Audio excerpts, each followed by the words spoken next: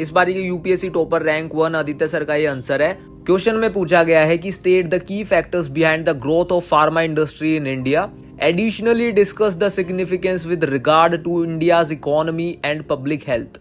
मतलब भारत में जो फार्मा इंडस्ट्री है ना वो काफी विकसित हो रखी है, उसके कारकों का उल्लेख करना है और भारत की अर्थव्यवस्था और सार्वजनिक स्वास्थ्य के संबंध में इसके महत्व पर भी चर्चा कीजिए। 10 नंबर का क्वेश्चन है, 150 वर्ड्स में लिखना है। स्टार्टिंग में इन्होंने 3 लाइन का इंट्रोडक्शन लिखा है, बहुत प्यारा लिखा है। यहाँ पे इन्होंने बता दिया कि इंडिया को फार्मेसी ऑफ द वर्ल्ड भी बोला गया है और कोविड-19 के टाइम भी हमारा वैक्सीनेशन में काफी ज्यादा बड़ा इंपॉर्टेंट रोल था। देखो जैसे क्वेश्चन में पूछा गया ना, हमें उसी हिसाब से चलना चाहिए हमेशा। क्वेश्चन में पहली लाइन में फैक्टर्स पूछे थे ग्रोथ के, तो यहाँ पे पहले इन्होंने फैक्टर्स बताए हैं। उसके बाद यहाँ पे पूछा गया है कि सिग्निफिकेंस इंडिया की इकोनॉमी और पब्लिक हेल्थ में, तो उसके बाद इन्होंने ये दोनों चीजें बताई है आंसर में। तुम भी प्रॉपर सीक्वेंस से ही चला करो। सो ग्रोथ के इन्होंने फैक्टर्स बताए हैं। पहला कि इंडिया में स्किल्ड लेबर है, दूसरा गवर्नमेंट की अच्छी पॉलिसीज हैं, राइट अप्रोच है गवर्नमेंट की, स्पेशली जेनेरिक ड्रग्स की जब बात आती है। थर्ड पॉइंट में इन्होंने बताया कि इंडिया की जो बड़ी बड़ी कंपनीज हैं जैसे सन फार्मा है, इनके पास कैपिटल काफी ज्यादा है, मतलब अपने फार्मा जो इंडस्ट्री है ना उन पे दबा के पैसा है, बढ़िया से इन्वेस्टमेंट करती है, बड़े बड़े प्लांट्स लगा देती है, इसलिए हम ग्रो कर पाते हैं आसानी से।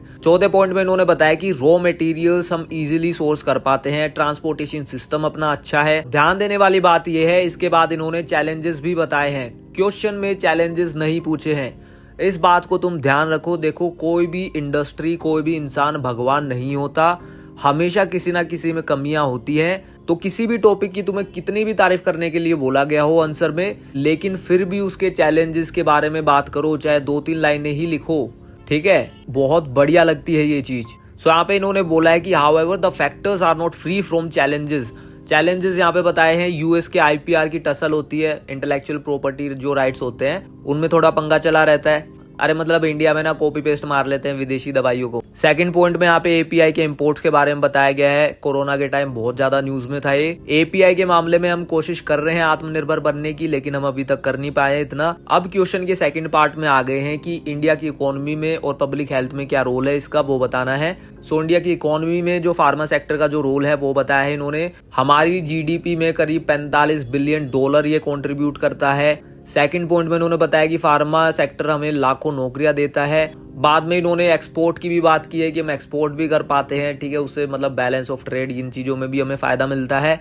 फिर यहाँ पे पब्लिक हेल्थ के बारे में बताया है। अब देखो यहाँ पे SDG 3 की बात की है। निकम्मो, मैंने इतनी बार तुम्हें बोला है कि यूनाइटेड नेशंस के SDGs याद कर लो, 3-4 वीडियोस में बोल चुका हूं मैं। प्रॉपर सीक्वेंस से वो याद होने चाहिए, आंसर राइटिंग में बहुत काम आते हैं। सीक्वेंस अगर तुम्हें याद हो, क्या था, poverty, hunger, health, education, gender equality. तीसरे नंबर पे क्या था, हेल्थ। तो यहाँ पे लिखा है इन्होंने SDG 3। इससे आपका आंसर ऑथेंटिक लगता है, ज्यादा लेजिटिमेट लगता है। सेकंड पॉइंट में इन्होंने डिप्लोमेसी की भी बात की है, टीम 9 इनिशिएटिव। थर्ड पॉइंट में इन्होंने वेलफेयर स्टेट की भी बात की है। क्या बात है भाई, आर्टिकल 38 का भी मेंशन किया है इन्होंने।